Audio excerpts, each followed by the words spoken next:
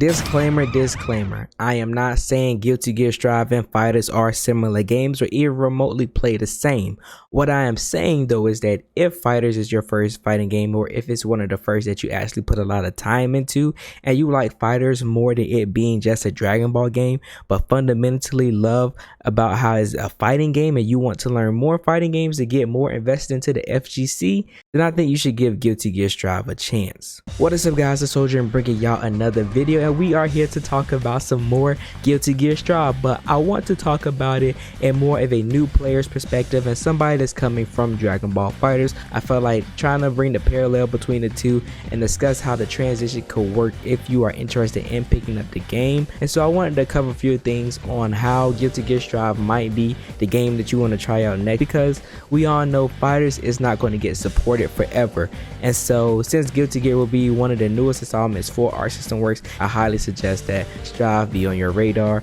And one of the things that really attracted people when coming for Dragon Ball FighterZ was how visually amazing it looked, especially comparing it to like the anime, the manga, and even some of the movies. FighterZ is probably one of the best forms of media that has displayed the artwork of Dragon Ball besides the manga, and Guilty Gear Strive just basically does that, and some people can even arguably say it looks even better than FighterZ. Guilty Gear Strive is ArcSystem's first chance to actually getting a crack at putting their game on next gen consoles, so of course it's going to look even cleaner than Dragon Ball FighterZ. Now, one of the things that is always known about Guilty Gear that kind of hinders new players to try it out is that Guilty Gear is known to be one of the hardest fighting games to pick up in the FGC. Now that really does turn people away when it comes to the FGC, just because a lot of people already think fighting games are hard, and so to tell them that the Guilty Gear series is one of the hardest ones to pick up, it doesn't look good when it comes to trying to bring in new players into the scene.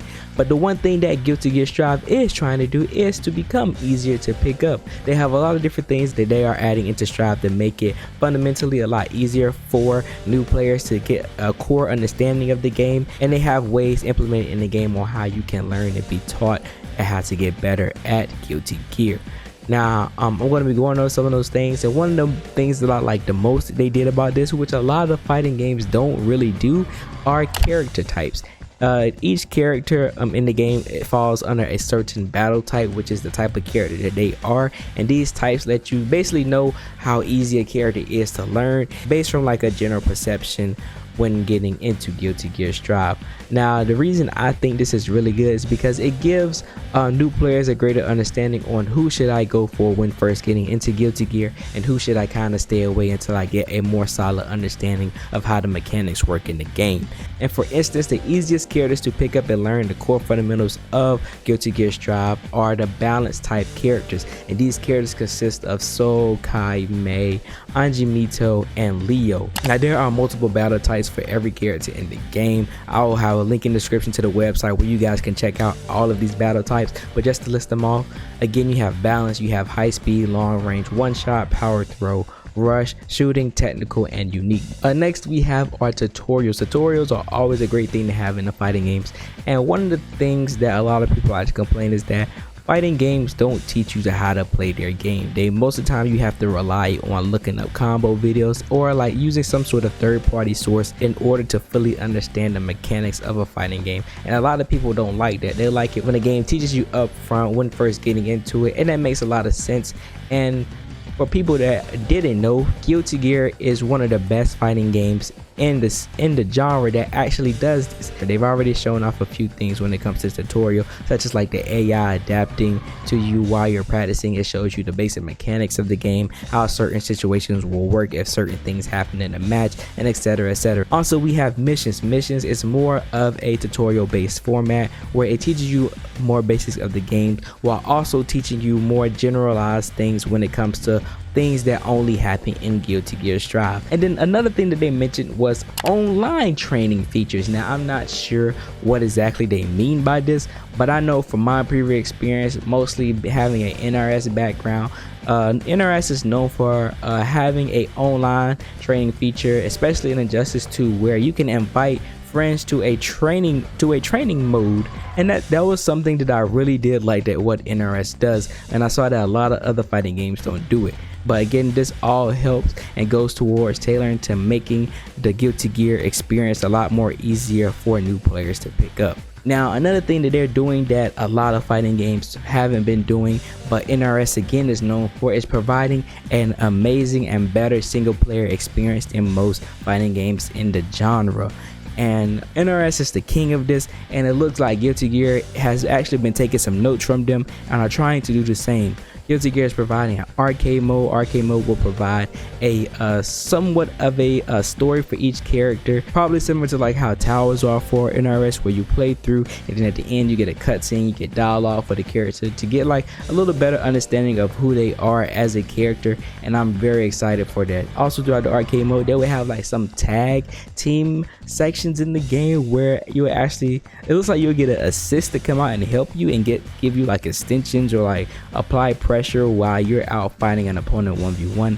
This is stated that this is only an arcade mode type thing as of right now. Next we have a survivor mode. Survivor mode is basically what it says. You go into the mode and you survive against as many opponents as long as you can. It's something simple. Survivor mode is in a lot of fighting games and in a lot of other games too, and it's always cool to have. But the big single player experience that we're finally getting is a fully animated story mode. This is something that only NRS does, and I'm glad the ArcSystemWorks is actually taking the time to do this. Now, they kind of did attempt it with Dragon Ball FighterZ, but it hasn't been as fully fleshed out as like what has MK been doing since MKX and MK11. It seems like Guilty Gear is trying to push towards that with the Guilty Gear Strive story, and we're going to get more of a deep understanding of the lore and how the world of Guilty Gear works. That's something that all people, especially casual players, love doing. And finally, we have the main priority, which I think is the main reason why you guys want to get into this, especially if you are a Dragon Ball FighterZ player, is that netcode is a priority in Guilty Gear Strive. As we all know, Dragon Ball FighterZ is only a few steps away from actually being a perfect game for everybody that enjoys the game, and that is having rollback netcode. Everybody that plays FighterZ, we all know that FighterZ is a fun game. You can have a lot of fun with creating team synergy. You love the combat of the game. The only crazy thing about it is Super Dash, really. But the thing that plagues Dragon Ball FighterZ the most is its netcode. Delay base is so bad, and having to play that in FighterZ, it's not good. ArcSys is known for having pretty bad delay base, and they're finally switching to rollback netcode. If you didn't know, Accent Core Plus, which is one of their older Guilty Gear games back on the PS2, I believe, it was they actually gave a GGPO update, which is a form of rollback netcode, and basically they tested it out on one of their older games to see how it works, and it works amazingly. I've tried it out a little bit. I haven't tried it as much as most people have extensively, but based on my results playing and watching a bunch of other people play it, the netcode works perfectly. Now on Twitter, one of the I believe one of the producers that works at ArcSystemWorks stated that this netcode is similar to the one from the GGPO update with Accent Core Plus, but it's not exactly the same, but it is very much similar. So hopefully that works out and it works really good.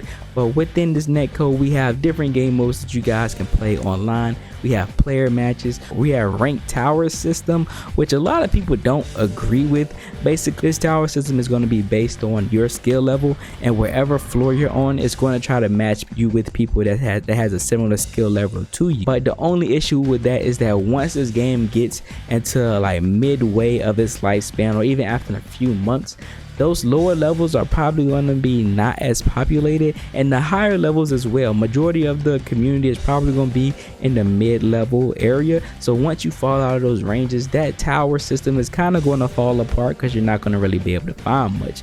But we do have player matches, so you're able to queue up and find matches even in training mode or even at the start menu. And so those are going to be probably the main things we're going to be doing. Hopefully they might implement an actual rank system later on, and that's all I have for this video. Hopefully this kind of breaks down what I think about Guilty Gear Strive and why, if you like Dragon Ball FighterZ, you should try it out. Guilty Gear Strive is one of the games I'm going to be covering the most on this channel once it's dropped, so I hope you guys are excited. We still have one more character to reveal, so you guys will definitely be seeing a reaction from me on that, and then hopefully we'll be getting the beta announcement pretty soon, and then we'll see how that goes. Guilty Gear Strive comes out April 9th, I believe, for for non-deluxe edition pre-order users, but if you are pre-ordering the digital deluxe version of Guilty Gear Strive, you do get it 3 days early on April 6th. So I hope you guys are ready for that. I'm going to be dropping content on that, and we're going to be grinding. I hope you guys did enjoy, and I'll see you in the next one.